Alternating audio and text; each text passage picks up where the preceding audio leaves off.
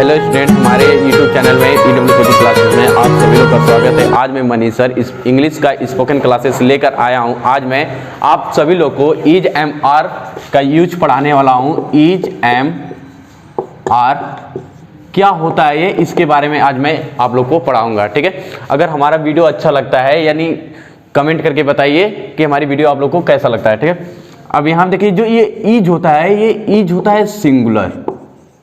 Ease होता है singular. ये जो आई है, सॉरी जो ये एम है, ये आई के लिए कंपल्सरी लगता है। जो ये आर है ये होता है प्लूरल।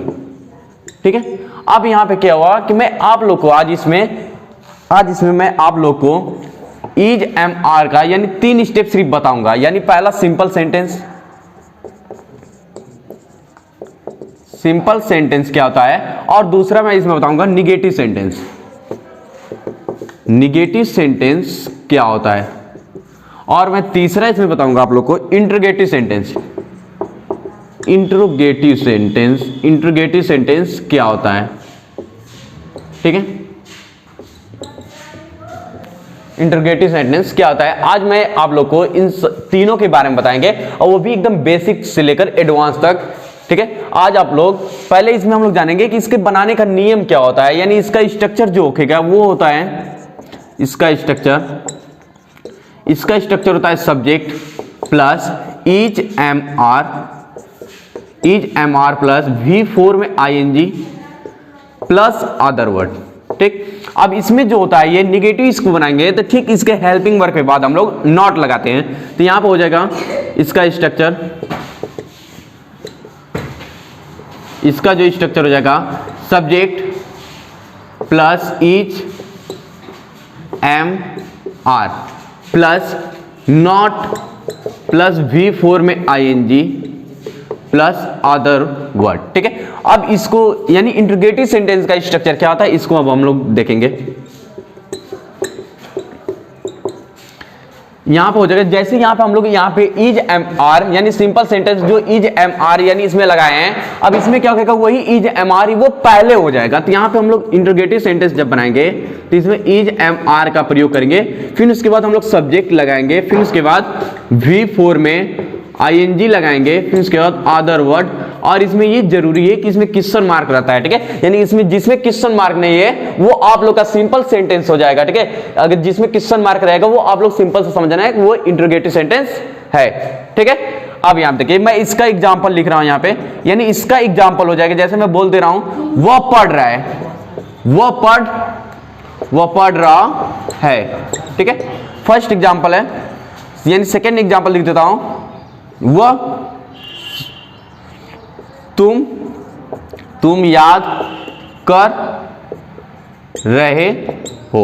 ठीक है, तुम याद कर रहे हो। अब मैं यहां पे जैसे यहां पे निगेटिव का एग्जांपल लिख रहा हूं, पहला इसमें वह नहीं पढ़ रहा है, वह नहीं पढ़ रहा है। ठीक है, और यहां पे मैं दूसरा एग्जांपल लिखता हूं राम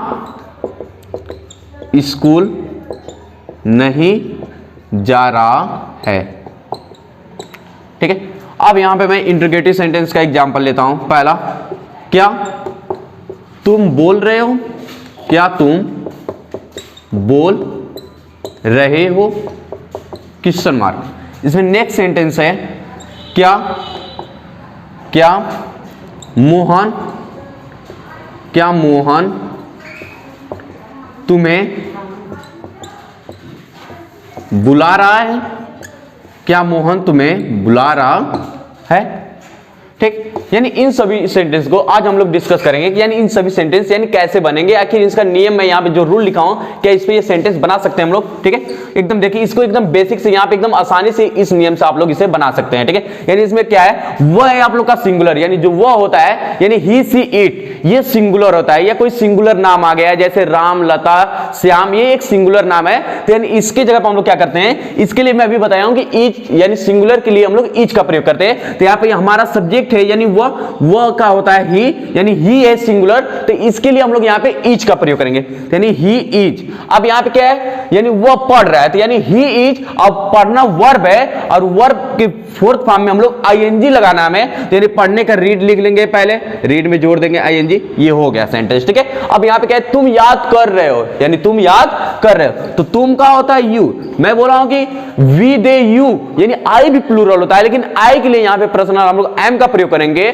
लेकिन यहां पे वी दे यू या कोई प्लूरल राम एंड श्याम आ गया है, तो इन सब के लिए यानी प्लूरल के लिए मैं भी बता रहा हूं कि इसके लिए आर लगाते हैं, तो यहां पे हो जाएगा यू, यू के साथ हो गया आर, और क्या कर रहा है वो, यानी तुम याद कर रहे हो, यानी जब तुम याद कर रहे हो तो यानी याद करने का हो जाएगा लर्निंग, याद करने का हो गया लर्निंग। ठीक है, याद करने का हो जाएगा लर्निंग, ये हो गया। अब आते हैं हम लोग निगेटिव सेंटेंस इसका कैसे बनाएंगे। ठीक है, यानी निगेटिव कैसे है, यानी वो नहीं पढ़ रहा है, यानी जिसके, यानी जिस सेंटेंस में नहीं आ गया है, आप लोग सिंपल सी भाषा में समझिएगा कि वहां पे हम लोग नॉट का प्रयोग जरूर करेंगे। ठीक है, अब यहां पे क्या होगा, वो का हो जाएगा ही, और यानी सब्जेक्ट हो गया हमारा ही, और ही के बाद ही होता है सिंगुलर, इसके साथ लगाएंगे इज, और इज के बाद हमें नहीं है, नहीं के बाद हमें नॉट, यानी जो इसमें नहीं का होता है नॉट, यानी इसमें हम लोग नॉट लगा दिए, और पढ़ने यानी वर्ब है पढ़ना, पढ़ने का होता है रीड, अब रीड में जोड़ देना हमें आईएनजी, बन गया सेंटेंस। ठीक है, अब यहां पे नेक्स्ट सेंटेंस है, राम स्कूल नहीं जा रहा है, तो राम एक है या दो,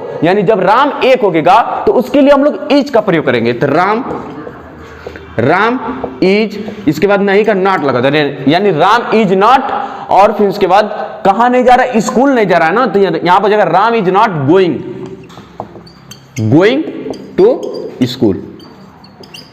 ठीक, अब आते हैं हम लोग इंटरोगेटिव सेंटेंस, यानी इंटरोगेटिव सेंटेंस कैसे बनाएंगे। ठीक है, अब यहां पे क्या तुम बोल रहे हो, यहां पे हो जाएगा, पहली बात इसमें हम लोग इंटरोगेटिव सेंटेंस बनाने के लिए हम लोग इसमें पहले इज एम आर का प्रयोग करेंगे। ठीक है, यानी जब इज एम आर का प्रयोग करेंगे तो यानी पहले इसके हमें कैसे पता चलेगा कि हम इसमें इज एम आर कैसे लगाएंगे। ठीक है, तो यहां पे हम पहले देखेंगे इसका सब्जेक्ट खोजेंगे, यानी सब्जेक्ट इसका क्या है, तुम, यानी तुम होता है प्लूरल, तो प्लूरल के लिए मैं बताया हूं क्या लगता है आर, तो यहां लगा दीजिए आर। अब सब्जेक्ट क्या है, सब्जेक्ट इसमें हो जाएगा यू, यानी आर यू। अब बोलने का क्या होता है, स्पीक, स्पीक लिख लीजिए, स्पीक में जोड़ दीजिए आईएनजी, हो गया स्पीकिंग। ठीक है, यानी आर यू स्पीकिंग।